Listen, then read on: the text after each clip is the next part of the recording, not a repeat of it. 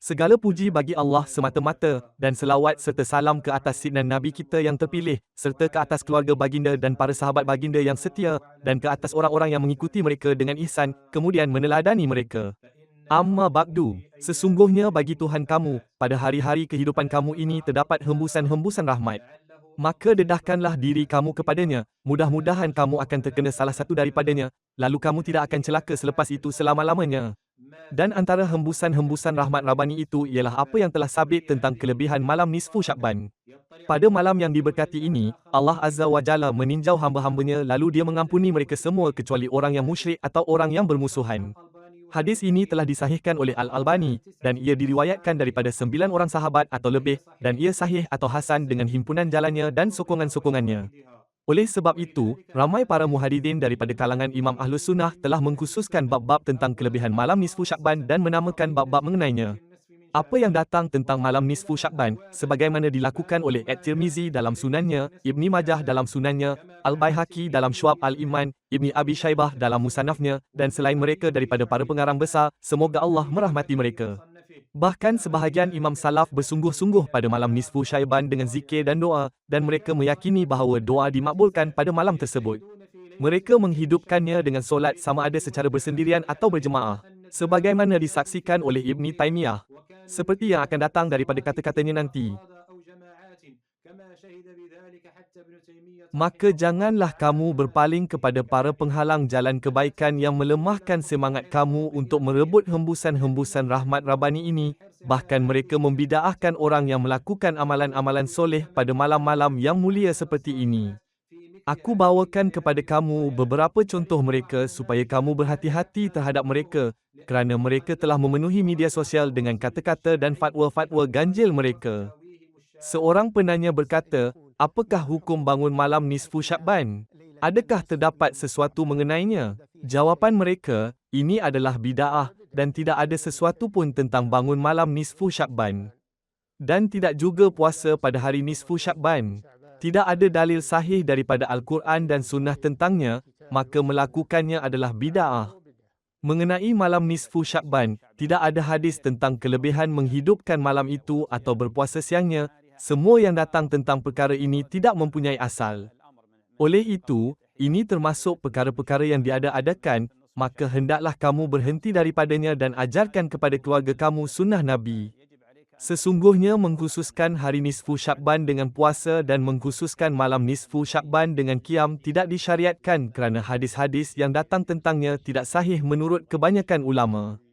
Bandingkanlah kata-kata para pendakwa dalil, sunnah dan salafiyah ini dengan apa yang akan datang daripada kata-kata salaf dan imam-imam mereka. Kita mulakan dengan kata-kata Imam Asy-Syafi'i yang ditulisnya dengan tangannya dalam kitab Al-Um. Dalam konteks pembicaraannya tentang sunat menghidupkan 2 malam hari raya, beliau menyebut tentang kelebihan malam nisfu Syakban. Beliau berkata, Asy-Syafi'i berkata, telah sampai kepada kami bahawa dikatakan doa dimakbulkan pada 5 malam, malam Jumaat, malam Aidiladha, malam Aidilfitri, malam pertama Rejab dan malam nisfu Syakban. Al-Rabi' mengkhabarkan kepada kami, katanya, Asy-Syafi'i mengkhabarkan. Asy-Syafi'i mengkhabarkan kepada kami, katanya, Ibrahim bin Muhammad berkata, aku melihat para syekh daripada orang-orang terbaik Madinah datang ke Masjid Nabi. Pada malam hari raya, lalu mereka berdoa dan berzikir kepada Allah sehingga berlalu satu bahagian malam. Dan telah sampai kepada kami bahawa Ibni Umar menghidupkan malam Jumaat dan malam Jumaat itu ialah malam hari raya kerana pagi esoknya adalah hari korban. Asy-Syafi'i berkata, dan aku menyukai, menganggap sunat, semua yang aku sebutkan pada malam-malam ini. Termasuk malam nisfu Syakban, tanpa menganggapnya sebagai wajib. Maka adakah Imam Asy-Syafi'i dan salaf yang soleh melakukan bid'ah? Dan aku bawakan kepada kamu sekarang kata-kata Ibnu Taimiyah tentang kelebihan malam ini dan kesungguhan salaf soleh terhadapnya. Beliau berkata, dalam Al-Fatawa Al-Misriyah, apabila seseorang solat pada malam nisfu Syakban secara bersendirian atau dalam jemaah khas, maka ia adalah baik. Beliau juga berkata dalam Al-Fatawa Al-Kubra, jilid kedua halaman 600 lebih, Masalah tentang solat nisfu Syakban, jawapannya, jika seseorang solat pada malam nisfu Syakban secara bersendirian atau dalam jemaah khas sebagaimana yang dilakukan oleh sebahagian salaf, maka ia adalah lebih baik. Adapun berkumpul di masjid untuk solat tertentu seperti berkumpul untuk 100 rakaat dengan membaca 1000 kali Qul huwa Allahu ahad secara tetap, maka ini adalah bid'ah yang tidak disukai oleh seorang pun daripada para imam. Beliau juga berkata dalam Iqtida As-Sirat Al-Mustaqim, termasuk dalam bab ini ialah malam nisfu Syakban. Telah diriwayatkan tentang kelebihannya hadis-hadis marfu' dan athar-athar yang menunjukkan bahawa ia adalah malam yang utama dan sebahagian salaf mengkhususkannya dengan solat padanya. Puasa pada bulan Syakban telah datang hadis-hadis sahih mengenainya. Sebahagian ulama salaf dari kalangan penduduk Madinah dan sebahagian ulama alaf mengingkari kelebihannya dan mencela hadis-hadis yang datang tentangnya. Tetapi yang dipegang oleh ramai ulama atau kebanyakan mereka daripada kalangan sahabat kami yang bermazhab Hanbali dan selain mereka ialah mengutamakan malam tersebut, dan ini ditunjukkan oleh Nas Imam Ahmad kerana banyaknya hadis yang datang tentangnya dan athar-athar salaf yang menyokongnya. Maka kita tambah kepada Nas Imam Asy-Syafi'i, Nas Imam Ahmad bahawa malam nisfu Syakban mempunyai kelebihan khusus dan bahawa sebahagian salaf, bahkan kebanyakan mereka, menganggap sunat menghidupkannya dengan solat sama ada bersendirian atau berjemaah. Ibni Taimiyah berkata bahawa sesiapa yang melakukan demikian, maka ia adalah baik atau lebih baik. Hal ini juga disaksikan oleh muridnya Ibni Muflih dalam kitabnya Al-Furu'. Beliau berkata tentang gurunya Ibni Taimiyah, guru kami berkata, malam nisfu Syakban mempunyai kelebihan berdasarkan apa yang diriwayatkan daripada Imam Ahmad. Imam Ahmad dan sekumpulan sahabat kami serta selain mereka telah meriwayatkan tentang kelebihannya perkara-perkara yang masyhur dalam kitab-kitab hadis. Imam Ibni Rajab Al-Hanbali dalam kitabnya yang indah Lataif Al-Ma'arif telah mengumpulkan banyak perkara berkaitan malam ini, sama ada hadis-hadis yang diriwayatkan mengenainya, kelebihannya, atau apa yang sepatutnya dilakukan oleh seorang Muslim padanya sebagaimana yang dilakukan oleh salaf soleh. Beliau berkata, ulama Syam berbeza pendapat tentang cara menghidupkannya kepada dua pendapat. Pertama, disunatkan menghidupkannya secara berjemaah di masjid. Khalid bin Madan, Luqman bin Amir dan selain mereka memakai pakaian terbaik mereka, memakai wangian, bercelak dan bangun solat di masjid sepanjang malam itu. Ishaq bin Rahawaih bersetuju dengan mereka dan berkata, menghidupkannya secara berjemaah di masjid bukanlah bid'ah. Pendapat ini dinukilkan oleh Harb Al-Kirmani daripadanya. Pendapat kedua, dibenci berkumpul di masjid untuk solat, kisah-kisah dan doa, tetapi tidak dibenci seseorang solat untuk dirinya sendiri secara khusus. Ini ialah pendapat Al-Auza'i, imam penduduk Syam, faqih mereka dan ulama mereka. Dan inilah yang lebih dekat kepada kebenaran, insya-Allah Ta'ala. Inilah pendapat yang rajih menurut Ibni Rajab Al-Hanbali, disunatkan menghidupkan malam ini, tetapi secara bersendirian. Kemudian beliau menukilkan daripada Asy-Syafi'i katanya, telah sampai kepada kami bahawa doa dimakbulkan pada 5 malam. Lalu beliau menyebut antaranya malam nisfu Syakban. Dan beliau berkata, aku menyukai semua yang aku sebutkan pada malam-malam ini. Tidak diketahui daripada Imam Ahmad satu kata yang jelas tentang malam nisfu Syakban dan boleh diistinbatkan daripadanya dua riwayat tentang sunatnya qiyam malam tersebut berdasarkan dua riwayat daripadanya tentang qiyam 2 malam hari raya.